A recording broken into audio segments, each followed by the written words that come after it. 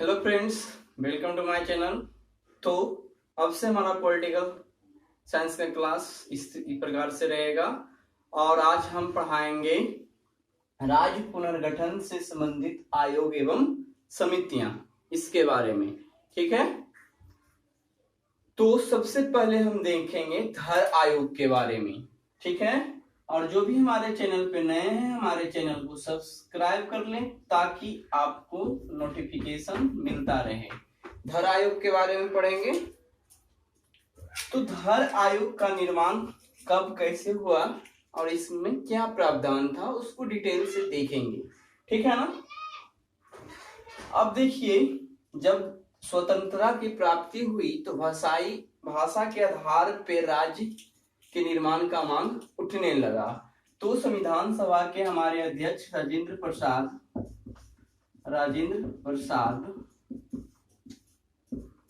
SK धर के अध्यक्षता में भाषाई प्रांत का गठन किया।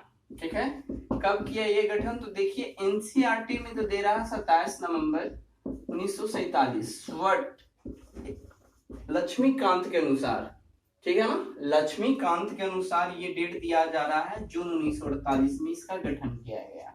ठीक है, ये जून 1948 में गठन किया। चलिए, एक नोट्स थोड़ा सा मेरे पास है जिसमें मैंने सिर्फ डेट रखा है, डेट ध्यान में रहता नहीं है। तो जून 1948 में ये इसका गठन किया गया। तो भाषाई आधार पे राज्य के पुनर्गठन होना था। तो धर आयोग ने इसके बारे में क्या कहा? तो धर आयोग का मानना था भाषाई आधार पे राज्य का पुनर्गठन ना होकर प्रशासनिक सुविधा के आधार पे होना चाहिए। इसमें बस इम्पोर्टेंट बात यही था कि प्रशासनिक आधार पे राज्य का गठन होना चाहिए, ना कि भाषाई आधार पर। तो ये इतना बात था इसमें, इसके धर में। ठीक है, राजेंद्र प्रसाद की मदद से इसके धर की अध्यक्षता में भाषाई प्रांत का गठन किया गया। ये आपका एनसीईआरटी का डेट है। ठीक है ना, और बाकी नेट ये सब पे सर्च मैंने किया तो बाकी जगह ये जून 1948 में देता है।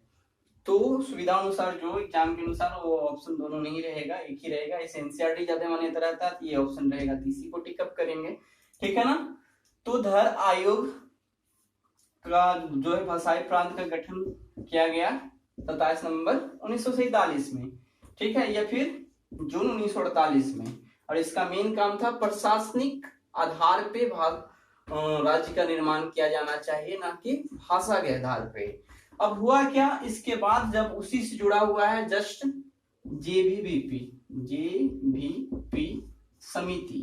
ठीक है, दिख रहा है ना? हाँ, जेबीपी समिति। तो जेबीपी समिति देखेंगे, थोड़ा मिटा लेते हैं इसको, भी ऊपर ही कर लेते हैं। अब जेबीपी समिति क्या हुआ?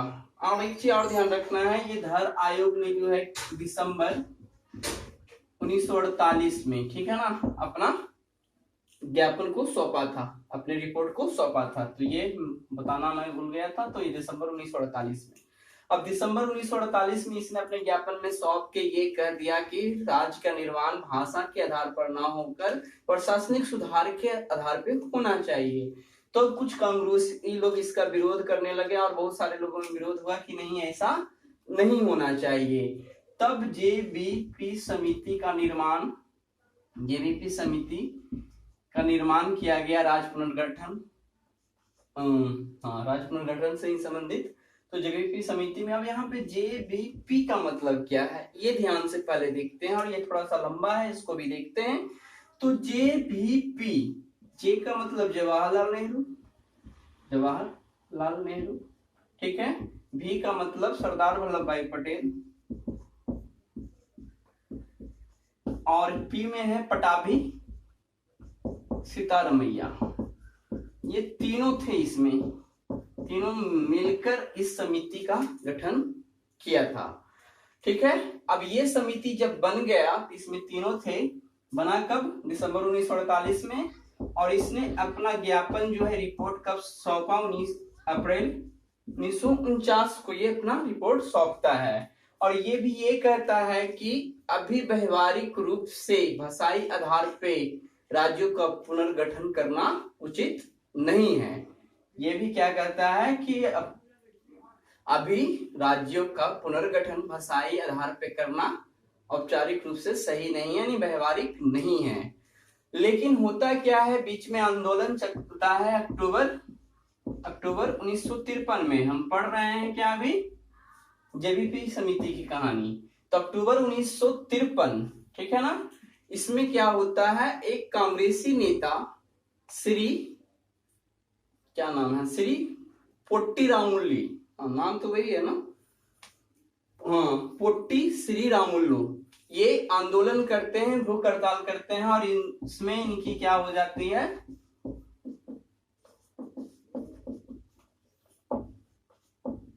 मृत्यु हो जाती है और सरकार को विवश होकर भाषा के आधार पे राज्य का गठन करना पड़ता है। और अक्टूबर 1953 में क्या होता है, आंध्र प्रदेश का गठन हो जाता है। आंध्र प्रदेश का गठन कैसे होता है, थोड़ा इसके बारे में डिटेल से देखेंगे। आंध्र प्रदेश का गठन हो जाता है, चलिए मिटाते हैं। अब होता क्या है, मद्रास, तो मद्रास जो था इसमें दो थे, तमिल भाषी थे और तेलुगु भाषी थे, तेलुगु भाषी थे। तो मद्रास से तेलुगु भाषी को अलग करके अक्टूबर 1953 में आंध्र प्रदेश का निर्माण कर दिया जाता है, ठीक है। मद्रास से तेलुगु भाषी क्षेत्र को अलग कर आंध्र प्रदेश का निर्माण कर दिया जाता है और ये जो तमिल भाषी क्षेत्र बच जाते हैं ये तमिलनाडु बनता है और इसका तमिलनाडु नाम दिया जाता है जाकर 1969 में, ठीक है। तो क्या हुआ, जेबीपी समिति के द्वारा मद्रास से तेलुगु भाषी क्षेत्र को अलग करके आंध्र प्रदेश बनाया जाता है अक्टूबर 1953 में और तमिल भाषी क्षेत्र वैसे ही मद्रास के रूप में रहता है, लेकिन 1969 में वो जाकर क्या कहलाता है, तमिलनाडु कहलाता है।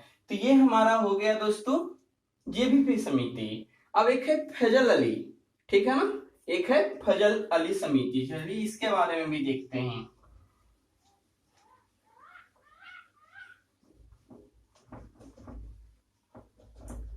अब है फजल अली आयोग, फजल अली आयोग। अब इसमें क्या होता है देखेंगे, फजल अली आयोग। तब जब यहाँ पे देखिए कि अक्टूबर 1953 में भाषा के आधार पे आंध्र प्रदेश का जब गठन होता है तो बाकी राज्यों से भी आंदोलन बढ़ जाता है, मांग बढ़ जाता है कि भाषाई आधार पे राज्यों का पुनर्गठन किया जाए। तो होता है क्या, दिसंबर 1953 में फजल अली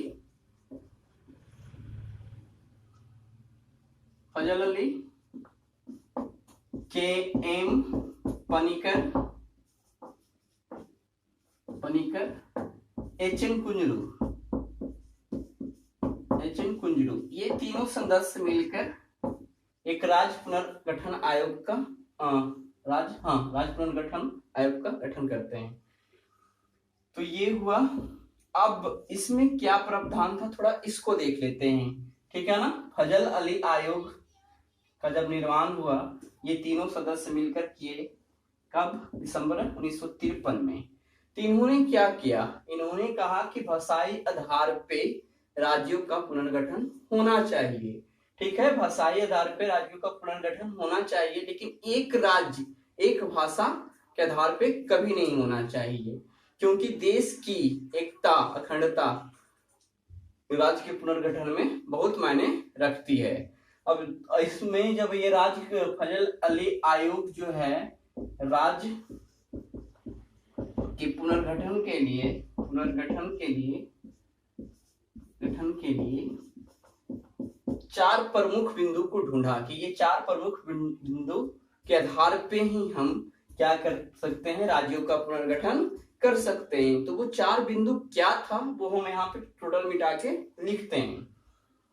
वो 4 बिंदु क्या था कि ये 4 को हमको ध्यान में रखना है।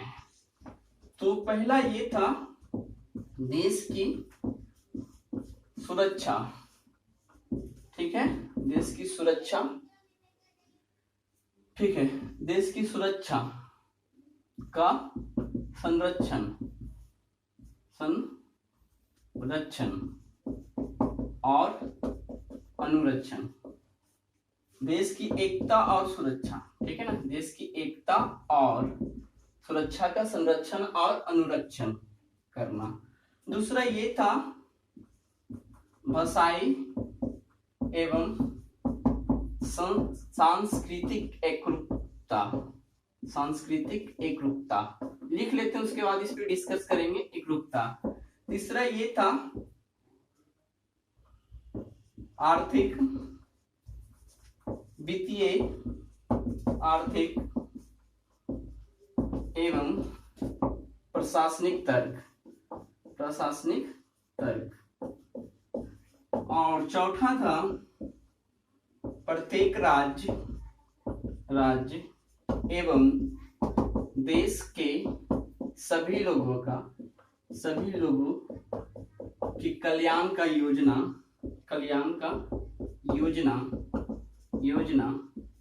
एवं संवर्धन, ठीक है, योजना एवं संवर्धन। ये 4 पॉइंट को ध्यान में रखना होगा यदि हम भाषाई आधार पे राज्य का पुनर्गठन कर रहे हैं तो, ठीक है ना।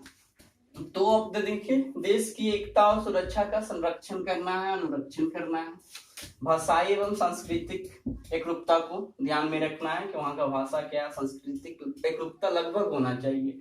इसमें और डिटेल से ये भी बताया गया है कि किसी राज्य को भाषा के आधार पे, एक राज्य एक भाषा के आधार पे निर्माण करना संभव नहीं है, क्योंकि कुछ ना कुछ डिफरेंस हो गए ही किसी एक राज्य का भाषा पूरी तरह से एक नहीं होगा।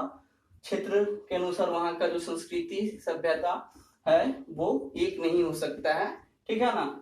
अब है वित्तीय आर्थिक एवं प्रशासनिक तर्क, वहां की वित्तीय स्थिति क्या है, इकोनॉमिकल कंडीशन क्या है, प्रशासनिक प्रशासन किस प्रकार से चलाया जा सकता है, इस तरह से इसको समझ सकते हैं। प्रत्येक राज्य एवं देश के सभी लोगों का कल्याण का योजना बनाना और उसको और वृद्धि करना, संवर्धन करना, इन सारे बातों को ध्यान में रखते हुए हम भाषा के आधार पे राज्य बना सकते हैं। अब देखिए, इसमें जब अनुशंसा हुआ तो शुरू में 16 राज्य और 3 केंद्र शासित राज्य बनाया जाना था, ठीक है। लेकिन जब इसको प्रस्तुत किया गया, राज्य बना, कब बना, 1956 में बना, 14 राज्य बना और 6 केंद्र शासित प्रदेश बना।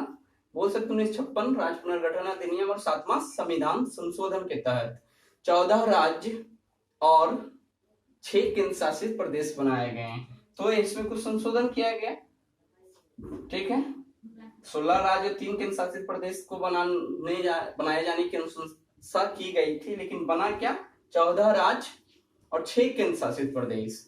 तो हुआ क्या ना, पहले भी पढ़े होंगे कि उस वक्त जब हमारा देश आजाद हुआ था, क ख ग घ 4 भागों में राज्य को बांट दिया गया था। तो क और ख की जो बीच की दूरिया था उसको पाटा गया, और तीसरा जो ग था उसको समाप्त कर दिया गया, और इसमें से कुछ को गए पड़ोसी राज्य के साथ मिला दिया गया, और कुछ को जो है केंद्र शासित प्रदेश के रूप में पुनः स्थापित किया गया, मतलब फिर से उसको केंद्र शासित प्रदेश बना दिया गया, ठीक है। तो ये हुआ। तो आपके स्क्रीन पे अब हम उसको लिख देते हैं, 14 राज्य कौन कौन थे और 6 केंद्र शासित प्रदेश कौन थे। तो आज का वीडियो हमारा था राज्य के पुनर्गठन से संबंधित आयोग एवं समितियां। अब आंध्र प्रदेश का जो 2014 का पुनर्गठन अधिनियम था उसके बारे में हम अगले वीडियो में लेकर आएंगे। तो आज हमने क्या क्या पढ़ा, इसके धर्म समिति के बारे में पढ़ा, आयोग के बारे में पढ़ा, जेबीपी आयोग के बारे में पढ़ा, और इसके साथ ही साथ हमने क्या पढ़ा, एक पढ़ा फजल अली समिति के बारे में पढ़ा। तो हमारा वीडियो दोस्तों आप लोग को अच्छा लग रहा हो तो आप शेयर कीजिए अधिक लोगों के बीच में। हमारा क्लास इसी प्रकार से चलता रहेगा और बेहतर तरीके से मैं वीडियो को लाने की कोशिश करता रहूंगा। बस आप लोगों का अपना सपोर्ट चाहिए और आप लोग बने रहिए हमारे वीडियो पर इसी प्रकार से। धन्यवाद।